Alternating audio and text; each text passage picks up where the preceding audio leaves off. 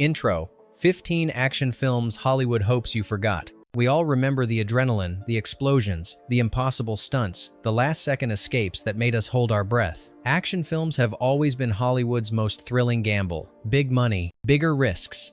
And when it all works, the world watches. But not every action film gets its moment in the spotlight. For every Die Hard or Mad Max, there's a buried disaster. A film so flawed, so chaotic, or so dangerously misguided that the studios locked the doors, shredded the posters, and hoped we'd forget it ever existed. And many of us did. These aren't your everyday bad movies. These are the kind of films that cost millions, ruined careers, or became urban legends within the industry. Films that were shelved after one screening. Films pulled from theaters without explanation. Films so out of touch or poorly timed, they vanished before the first weekend ended. And behind each one, a fascinating story. A director pushed past his limits. An actor who refused to stop the cameras even when real danger was involved. A studio praying no one would connect the dots between a violent plot and a real-life tragedy. Some were too bold, others cursed from the first take, and a few might have just been a little too close to the truth. These are the stories Hollywood doesn't include in retrospectives.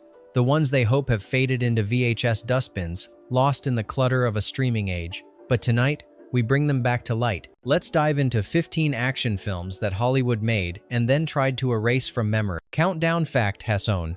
Cutthroat Island, 1995. Imagine building a pirate empire then watching it sink before the first cannon fires. In the early 1990 seconds, Hollywood wanted pirates. Not the romantic kind, but high-octane, swashbuckling blockbusters with explosions and spectacle. Enter Cutthroat Island, a $100 million gamble from Carolco Pictures, starring Geena Davis, and directed by her then-husband, Rennie Harlan. Everything about the production was cursed. The script was rewritten constantly, even during shooting. Crew members quit mid-production. Sets were destroyed by storm. The star, Geena Davis, was thrown into brutal stunt sequences with minimal prep. One sword fight nearly cost her a finger. Another scene required her to ride a runaway horse through real fire, but the real disaster happened behind the scenes. Carolco, the studio, was bleeding cash. As costs ballooned, investors pulled out. By the time the film was ready for release, it had no marketing budget left. The movie bombed hard. It earned only $10 million domestically, becoming one of the biggest box office failures in history. Worse, it didn't just kill a movie, it killed a genre. After Cutthroat Island, no major studio touched pirate films for nearly a decade until Pirates of the Caribbean dared to try again. And Geena Davis? Once at the top of her game, she disappeared from leading roles soon after. Cutthroat Island didn't just sink, it pulled careers and companies into the depths with it, but this isn't the only film that triggered a studio's collapse. Up next, a movie so incoherent, critics called it an explosion of nothingness. Fact: Coxie, Ballistic, X versus Sever Coxie Tuhatta, Coxie. Some action films fail. This one redefined failure. When Ballistic X vs. Sever was released in 2002, it had everything: explosions, secret agents, a cyber espionage plot. Antonio Banderas and Lucy Liu were at the peak of their fame. The film had a $70 million budget, exotic set pieces, and a marketing blitz. And yet, it made history for all the wrong reasons. Critics weren't just unimpressed, they were furious. With a 0% score on Rotten Tomatoes, it's widely considered the worst-reviewed action movie of all time. Reviewers called it numbingly incoherent, visual static, and an insult to the genre. Behind the scenes, the chaos was worse. The script had no real antagonist. The director, Wich Kausayananda, was working under severe pressure from producers who constantly altered the story. At one point, the film was edited by multiple people simultaneously, without coordination. Scenes were reshot, reordered, or removed entirely. And then there was the sound design. Some action sequences were so heavily layered with explosions that dialogue became incomprehensible. Studio execs hoped audiences wouldn't notice. They did. Despite its cast, budget, and marketing, the film collapsed at the box office and became an industry punchline. Careers stalled, scripts stopped. Even the director vanished from Hollywood's radar for nearly a decade. It wasn't just a flop, it was a cinematic ghost town where everything looked alive, but nothing had a soul. And if you thought this was bad, wait until you hear about the film that accidentally echoed a national tragedy. Fact: Rotterdrei, Big Trouble, 2002. Timing can kill a movie faster than any bad review. Big Trouble, a dark comedy action film based on Dave Barry's novel, was supposed to be harmless fun. Directed by Barry Sonnenfeld and starring Tim Allen, it had all the ingredients of a quirky crowd pleaser: mistaken identities, oddball criminals, and an accidental nuclear bomb at an airport. But one detail changed everything. Its release date, the 21st of September 2001. 10 days after the 9/11 terrorist attacks, the world had changed. A film that included jokes about smuggling a bomb through airport security was now unwatchable. Distributors panicked. The release was pulled immediately. Marketing vanished overnight. Even when it was finally released in 2002, the damage was done. Audiences stayed away. Critics called it tonally deaf. Studios whispered about how fast a film could become radioactive. Behind the scenes, Sonnenfeld fought to keep the film intact. He argued that it was made before the tragedy and wasn't meant to be insensitive, but no one cared. Timing had already sealed its fate. Big Trouble became a cautionary tale. No matter how funny or clever a film might be, the world outside the screen decides whether it survives. And this next film? It wasn't just bad timing. It was sabotage from within the production itself. Fact #4.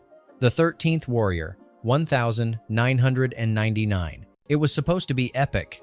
Instead, it became a war zone. The 13th Warrior was adapted from Michael Crichton's novel Eaters of the Dead, a blend of Viking lore and Beowulf-style horror. With Antonio Banderas in the lead and a script rooted in mythology, it had blockbuster ambition written all over it. But the trouble started early. Director John McTiernan, Die Hard, Predator, clashed with the studio. They hated the early cuts. Reshoots were ordered. And then, Michael Crichton himself stepped in to direct those reshoots, quietly, without press. The result? Two visions of the same movie stitched together awkwardly. Scenes contradicted each other. Characters appeared, vanished, reappeared. The tone veered wildly between horror, action, and awkward philosophy. The budget ballooned to over $160 million, and it grossed barely $60 million worldwide. Insiders whispered about how Crichton and McTiernan didn't speak for months. Banderas was caught in the middle, reshooting scenes without knowing which version would be used. The twist? Years later, test audiences reportedly preferred McTiernan's original cut before Crichton stepped in, but that version has never been released. What began as a cultural epic became a Frankenstein project buried by its own creators.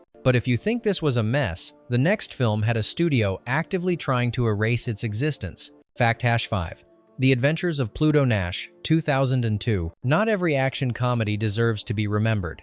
Some are buried for a reason. The Adventures of Pluto Nash was supposed to launch Eddie Murphy into the stratosphere literally. Set on the moon in the year 2087, it featured high-tech gunfights, lunar gangsters, and interplanetary club owners. Warner Brothers poured $100 million into this sci-fi action comedy hybrid. The problem? No one knew what it was. The tone was off from the start. The script had been rewritten over a dozen times. Eddie Murphy, once the film's loudest champion, reportedly lost interest halfway through shooting. Some scenes were filmed with green screens that were never replaced. Others relied on robotic extras that malfunctioned mid-take. Behind closed doors, Warner Brothers panicked. Reshoots were ordered. The release date was delayed twice. When the film finally limped into theaters in August 2002, it made only $7 million. Murphy refused to promote it. Critics didn't bother reviewing it seriously. The studio pulled advertising after opening weekend. And here's the irony. In some territories, the film was quietly never released at all. Streaming platforms still struggle to categorize it comedy, action, sci-fi, tragedy. It was a moonshot that never left the launch pad. But sometimes, it's not the budget that sinks a film, it's when the danger gets too real. Fact #6. Stealth, 2005. What happens when you try to replace Tom Cruise with artificial intelligence? Stealth was Columbia Pictures' attempt to modernize Top Gun with AI fighter jets. Starring Jamie Foxx, Jessica Biel, and Josh Lucas, it followed a team of elite pilots who are joined by a stealth drone named EDI, programmed to learn human tactics. The budget, $135 million. The stakes, sky high. But the result? A mechanical, soulless descent into cliché. The idea sounded bold, but test screenings revealed a fatal flaw. Audiences didn't care. The characters were thin. The AI villain was predictable. and the action, though impressive, felt sterile. Even worse scenes meant to be futuristic came off as dated before release. Executives scrambled. Reshoots added an awkward romantic subplot. Visual effects were upgraded twice. Nothing helped. The film barely made $30 million domestically. Fox won an Oscar right before Stealth came out and refused to do press for it. Beale called the shoot intense but strange. Lucas's career stalled entirely. Today, Stealth is barely a footnote in action history, but it marks a rare moment when Hollywood realized not every machine makes a better soldier. And the next film? It never had a chance because it was cursed before a single frame was shot. Fact #7. Heaven's Gate 1980. This wasn't just a flop, it was an apocalypse for an entire studio. Heaven's Gate began as a Western with action elements, led by director Michael Cimino, fresh off his Oscar win for The Deer Hunter. United Artists gave him complete creative control. What followed was a production nightmare. Shooting ran over schedule by more than 6 months. The budget exploded from $12 million to over $44 million. Cimino insisted on microscopic details, demanding entire outdoor sets be rebuilt because a cabin was 6 inches too short. Crew members quit. Extras collapsed from exhaustion. Horses were reportedly mistreated, and the action scenes, violent, chaotic, ambitious, were filmed over and over, burning reels of footage. When the film finally premiered, it was slaughtered by critics. Audiences didn't show up. United Artists collapsed under the weight of the loss. One movie brought down a major studio. In later years, some critics revisited Heaven's Gate and called it misunderstood. But for Hollywood, it remains a cautionary tale. No budget is safe from ego, and no director is untouchable. And for the next entry, what if the most dangerous scenes weren't fiction but filmed with real bullets? Fact #8. Roar 1981. This wasn't an action film. It was a survival film for the cast. Roar was meant to be a family adventure about humans and big cats living in harmony. Written, produced, and directed by Noel Marshall, who also starred alongside his real-life wife, Tippi Hedren, and stepdaughter, Melanie Griffith. The film featured over 100 untrained lions, tigers, leopards, and cheetahs roaming freely on set. The results were horrifying. Filming took 11 years and resulted in over 70 injuries to cast and crew. Cinematographer Jan de Bont was scalped by a lion and required over 100 stitches. Melanie Griffith needed reconstructive facial surgery after being mauled. Noel Marshall was bitten so many times, doctors stopped counting. Insurance companies refused to cover the production. Crew members quit constantly. The film went massively over budget, costing $17 million and grossing less than $2 million in return. Even worse, the film's action scenes, marketed as thrilling, were actual footage of people running for their lives. There were no stunt doubles, no CGI, no fakes. The twist? Marshall insisted it was all safe. He believed the animals were just misunderstood. Roar became a cult legend, but for all the wrong reasons. Today, it stands as one of the most dangerous productions in cinema history. And if you think real danger ended there, the next film turned a fictional war into a real one. Fact #9. Red Dawn 2012. Sometimes, the enemy isn't who you think it is. The remake of Red Dawn, originally a Cold War cult hit, was meant to update the story of American teens fighting off an invading foreign power. The original villains were Chinese forces. Sets, flags, dialogue, and entire scenes were filmed to reflect that. And then, the studio panicked. Before release, MGM realized it couldn't risk alienating Chinese markets. So, in post-production, the film's enemies were digitally transformed into North Koreans. Flags were changed with VFX. Dialogue was dubbed. Background posters were scrubbed. The actors? They found out through the press. This digital overhaul cost millions and confused everyone. The story no longer made sense. Critics called it a movie with enemies who don't even seem to know why they're invading. The film was shelved for years due to MGM's bankruptcy, then quietly released in 2012 to poor reviews and minimal box office. Irony. In trying not to offend, the film offended everyone. But the next movie didn't just edit around controversy, it became a studio's darkest secret. Fact #0. The Keep 1983. There are lost films and then there's The Keep, directed by Michael Mann. Heat, Collateral. The Keep was a supernatural action thriller set during World War II, blending Nazis, ancient demons, and slow-burning dread. With an eerie soundtrack by Tangerine Dream and stylized visuals, it had cult potential. But the production spiraled fast. Mann's original cut ran over 3 hours and leaned heavily into existential horror. Paramount demanded it be trimmed to under 2. Entire characters were deleted. Subplots disappeared. The final release made no sense even to its own editor. On top of that, the film's final special effects sequence was never finished. The studio released it anyway, with placeholder shots and incomplete sound design. Man disowned the final version. Critics trashed it. The film was pulled from theaters after 2 weeks, and then it vanished. No home video release for decades, no restored version. The original cut is still locked in a Paramount vault. Fans have begged for a director's cut, but Mann refuses to revisit it. To this day, The Keep is whispered about among cinephiles as the cursed Michael Mann film no one was meant to see. And coming up, a film so toxic, its own studio pretended it never happened. Fact Heshanon, Supernova, 2000. It started as a sci-fi thriller. It ended as a cover-up. Supernova was set in deep space, featuring a medical rescue ship that responds to a distress call from a dying star system. The pitch? Alien meets Event Horizon with erotic tension and zero-gravity violence. The budget? $60 million. The problem? No one knew how to finish it. Director Walter Hill walked off after constant studio interference. MGM brought in Jack Shoulder, The Hidden, to recut the film. Then they brought in Francis Ford Coppola. Yes, the Godfather director, to patch together a failing space thriller. Scenes were rewritten, reshot, and digitally altered. Characters were changed in post. At one point, the tone shifted from erotic horror to existential sci-fi to teen romance, all within 10 minutes. Coppola's final edit was submitted under a pseudonym, Thomas Lee, a name Walter Hill had already used to distance himself from the disaster. The result? A nonsensical, unfinished Frankenstein of a film. Critics eviscerated it. Audiences avoided it. MGM buried the release, barely marketing it. Irony? The trailer had promised a journey beyond terror. What it delivered was an industry cautionary tale in how too many hands can crash a ship. And next, a film so expensive, it helped bankrupt a studio twice.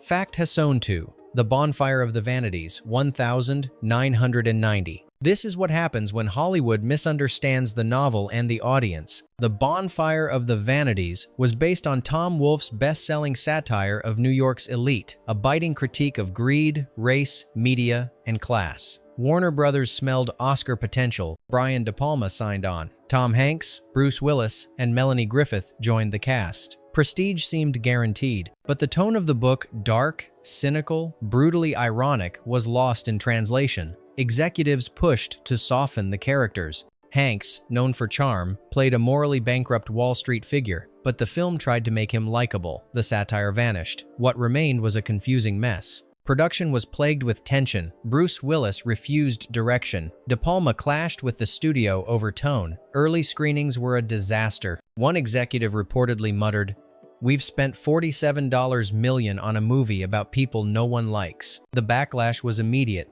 Critics tore it apart. Audiences stayed away. The film lost tens of millions and became the subject of The Devil's Candy, a now famous book chronicling its implosion. To this day, Bonfire is studied not for its art, but for how everything can go wrong when a studio tries to rewrite reality. Next up, a film so poorly handled, even streaming services hesitate to show it. Fact Heshanon 3, Gods of Egypt, 2016. A blockbuster built on spectacle crushed by arrogance. Gods of Egypt was supposed to be Lionsgate's answer to Clash of the Titans, a giant, glossy action fantasy set in ancient mythology. The budget ballooned to $140 million, with Gerard Butler and Nikolaj Coster-Waldau leading the cast as dueling gods. Then came the backlash. Despite being set in ancient Egypt, the entire main cast was white. The internet exploded. Accusations of whitewashing dominated headlines before the film even released. Lionsgate issued an apology before the trailer had finished its first week. Visually, the film was chaotic.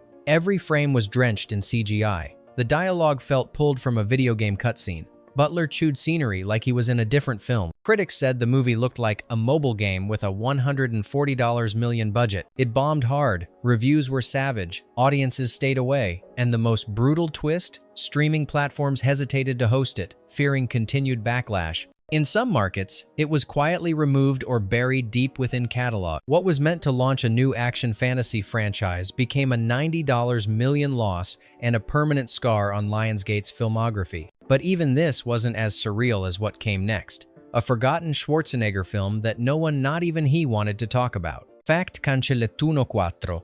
Collateral damage, 2002. Sometimes a movie is in the wrong place at the wrong time, and no amount of editing can save it. Collateral Damage was meant to be a classic Schwarzenegger action vehicle. A firefighter turns vigilante after his family is killed in a terrorist bombing. Explosions, jungle warfare, and a one-man rampage across Colombia. But just as marketing ramped up in late 2001, real-world terrorism changed everything. The 9/11 attacks hit, and suddenly Collateral Damage was too real, too raw. Its fictional bombing mirrored real-life horror. Studio executives scrambled. The release was delayed. Promotional materials were pulled. Posters vanished overnight. Then came the edits. Scenes were trimmed. Dialogue was softened. Trailers were recut to hide any overt references to terrorism or government cover-up. The final film felt gutted aggressive in tone but neutered in content. Schwarzenegger, known for promoting his films relentlessly, gave muted interviews. Warner Brothers hoped audiences would forget the original plot.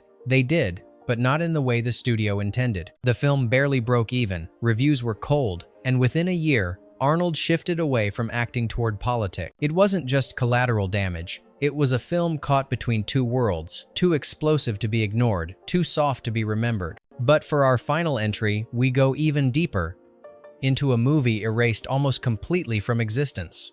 Fact 5. The Day the Clown Cried, 1972. Few films are truly lost. This one was locked away by its own creator. The Day the Clown Cried was Jerry Lewis's most ambitious and controversial project. A Holocaust drama about a failed clown imprisoned in a Nazi camp who is forced to perform for children as they are led to gas chambers. Yes, that's the actual premise. Lewis intended it to be powerful and tragic. He wrote, directed, and starred in it. But from the first week of shooting, things fell apart. The tone was wildly inconsistent. The production ran out of money. Key crew members quit, citing moral discomfort. Most damaging of all, legal rights to the script were never fully secured. Disputes with the original writer's estate left the film in legal limbo. When editing wrapped, Lewis watched the rough cut and was reportedly devastated. He called it a mistake and vowed the film would never be seen. For decades, he kept the only copy locked in a vault. Even in his final years, when asked about it,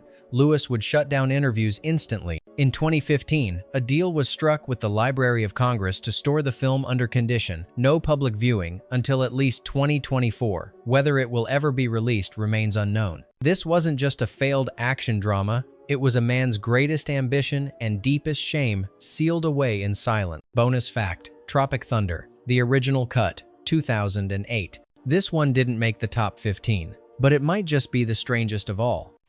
Tropic Thunder Times is remembered today as a daring, hilarious satire of Hollywood excess. Exploding sets, method actors gone mad, and a script that skewered every corner of the film industry. But what most audiences don't know is how close it came to never being released and how its original version was nearly buried for good. The film's earliest cut was far darker. Director Ben Stiller originally intended the project to be an action movie wrapped in meta-commentary, with scenes that blurred fiction and reality to an uncomfortable degree. One of the most controversial sequences? A real explosion captured on camera that nearly injured crew members left in the cut for realism. Then came the firestorm. Advocacy groups accused the film of mocking mental disability, war, trauma, and race. Early screenings sparked protests. Some executives urged DreamWorks to shelve the film entirely. Instead, a compromise was made. Entire scenes were recut. Several subplots, especially one involving the documentary within the movie, were removed. Even Robert Downey Jr.'s character, infamous for wearing blackface in satire, was heavily edited for tone. The final film walked a razor-thin line between brilliance and backlash. But the original cut? It remains unseen. According to industry whispers, it's locked away, deemed too incendiary to ever be released. The irony? Tropic Thunder was a satire of Hollywood censorship and then became a victim of it. Which of these films shocked you the most? Was it the movie erased by its own star? Or the one that nearly killed its cast? And how many of them had you never even heard of? Hollywood has a long memory, but an even longer list of regrets. These films weren't just forgotten. They were buried, silenced, or rewritten. Sometimes, the biggest explosions happen behind the scenes. Tell us, which forgotten film deserves to be remembered and which should stay in the vault forever? Let the conversation begin behind the velvet curtain.